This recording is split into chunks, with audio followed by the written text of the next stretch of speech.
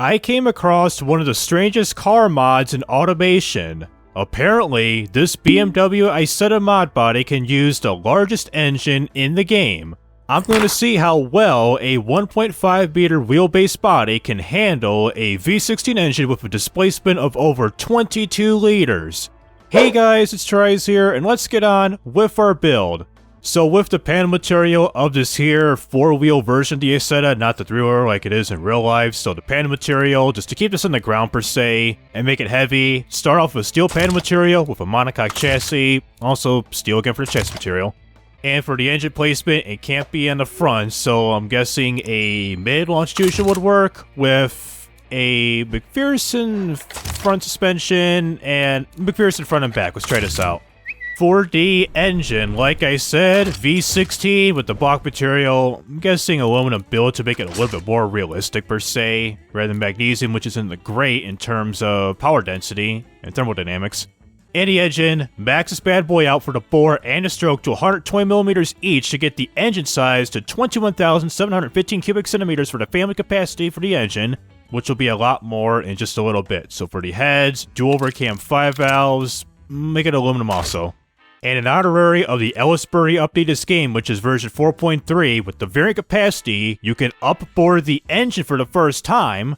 So from 120mm to 123mm, which gets the true engine size by adding 1,099 cubic centimeters, which I'll do the math here.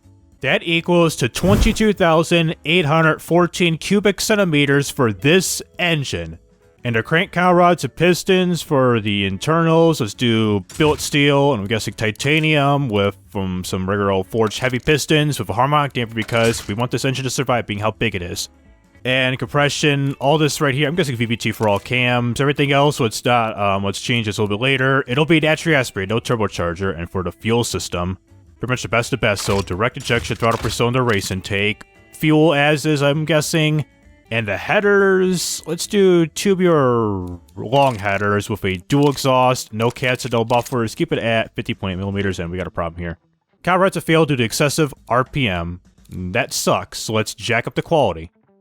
It kind of did it and kind of not did it. This is what happens when you have a big-ass engine that it don't work. What about the tech pool? Change it to a plus 15. 61%, so we can get something out of here. Hold on. So after a very quick tune with this engine, so we get the horsepower and torque rating right here of 2,166.2 horsepower at 5,800 RPM, and a torque of 2,157.6 pounds for the torque at 4,900 RPM. So with this particular engine for a small body that we're about to use, a wannabe BMW Isetta, I'm guessing once we drive this bad boy to BeamNG.drive with this power rating, it ain't gonna be driving that well, I'll tell you that right now. So let's do a quick pull test of the dyno right now.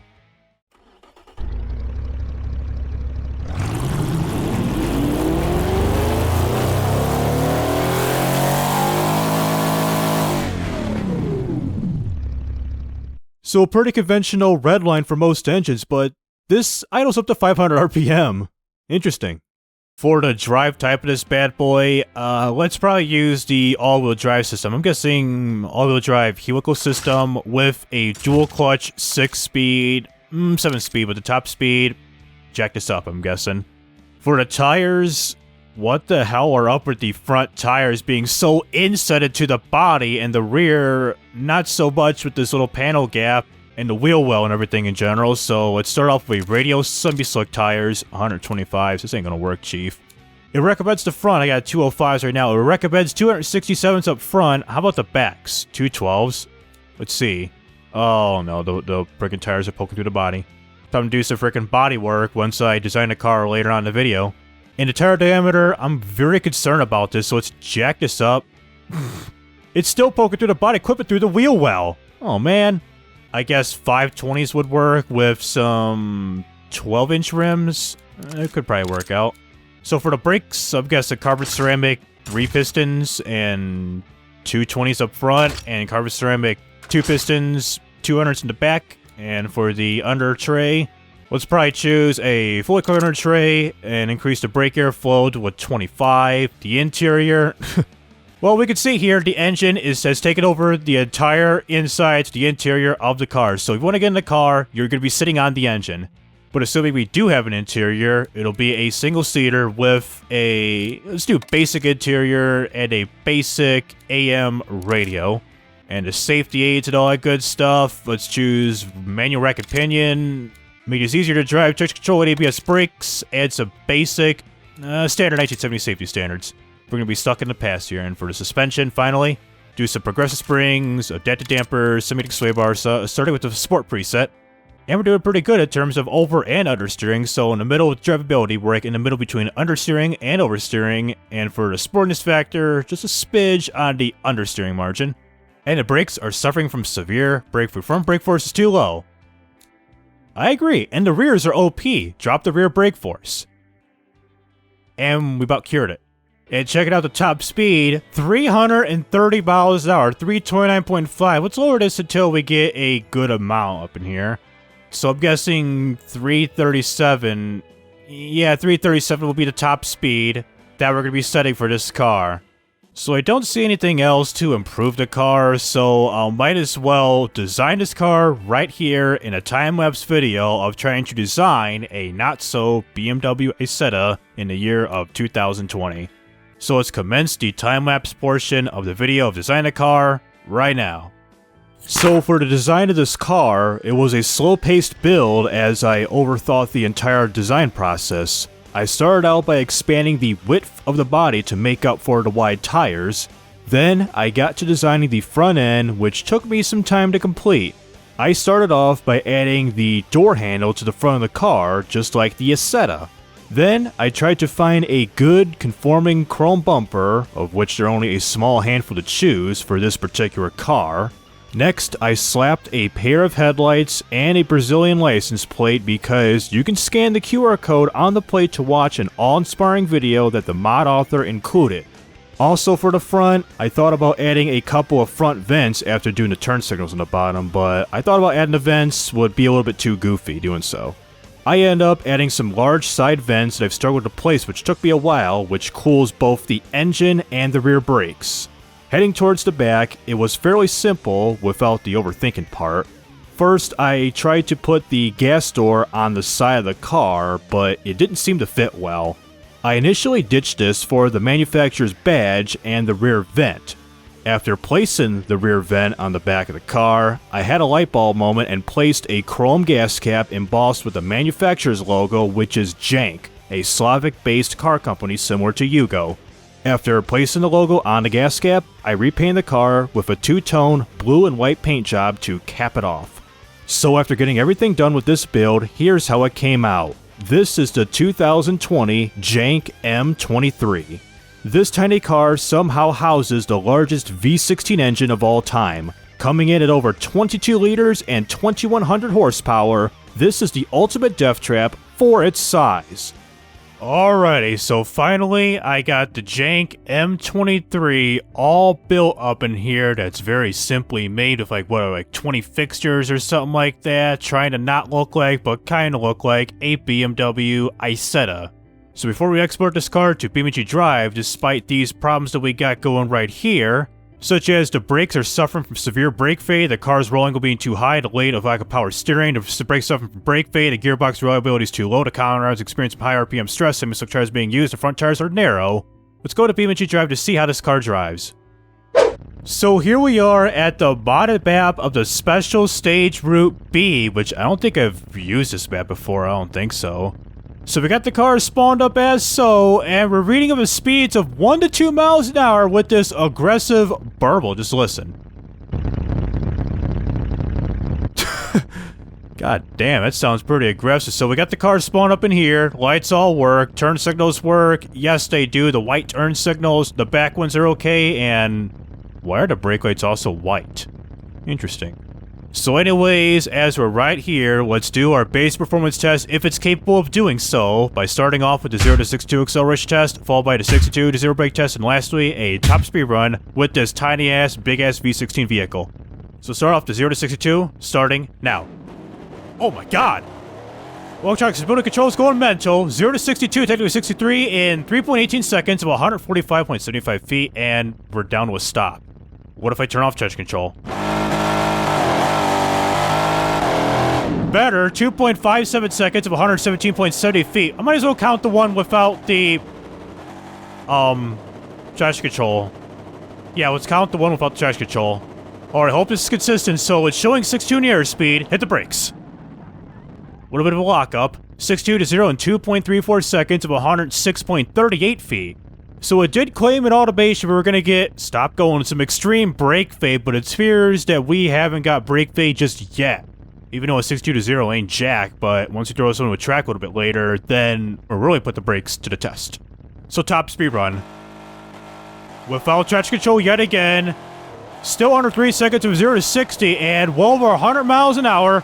Damn, we're sitting sideways. This is why a 2021 horsepower V16 23 liters isn't tire broken. Oh my god. 230 miles an hour, but there goes the tire! Man, this car's falling apart little by little as we flip over. I was about to say, having a big-ass V16 on a small body... Yeah, kids, I don't think this will work out. Well, not one bit as we're flipping over. I don't think we're going to really get a top speed run because of how fragile the tires are, because of how small they are, and how fast the tires are spinning. And we're going to be going over the bridge. And we sinking in the water. And we hit an invisible wall? Or floor? So, let's do a time trial run and see how this car really performs. So here we are at the map of Small Island, USA, and the time trial I got loaded up here is the Island Loop Circuit, and we're doing only one lap around this entire map without a rolling start, just starting at the start and finish line. So start things off here in 3, 2, 1, go. Let's just do it without traction control. Give me a second. Alright, without traction control, and go. Ooh. Ooh, that's more like it. That ain't like it. Not one bit. So here's our first checkpoint. And driving this thing is already a damn task. We about flipped over right there by just backing up into the track, like the tarmac. How about a simple left-hand corner as we tip it over because of how heavy it is at the bottom and how top-heavy it is and how small this is at, like I said, 1.5 meter wheelbase body. Come on, man. I mean, I swear to God, this car is, like, so hella top-heavy that, like, would you wipe out a little bit, and once you go left and right, loop-to-loop, and you're ready to go, it's game over with this car. Like, the moment you touch the throttle, boom, you're doing a wheelie. The moment you turn the wheel, boom, you're skidding out of control. And hitting the wall, the tunnel, very hard as impact detected stopping car. Why am I not going? Please let me go. Half shaft broken. Look at that brutal-ass crash. As I missed a checkpoint! Don't go into the damn ocean! I swear to God, we're going to the ocean. We're in the ocean... Yep, it's game over. Let's start again. God damn it. Alright, I restarted. Currently right now, no damage as I go off-road and jinx myself. And have a case of deja vu flipping my ass over once again. And land our 4 wheels. So come to the start and finish line as this damn thing struggles to go straight. A 2 minutes 38 seconds, 846 milliseconds of a total time of in second place. So anyways, go to free roam and watch this thing still go end over end with the engine still running for whatever reason and stall out a couple times and end up here at the shallow waters. So for the final part of the video, let's launch this bad boy down a big-ass ramp at the Car Jump Arena, the new paid mod of the Car Jump Arena made by the same mod author from the original one. So take it to the top of the ramp right now.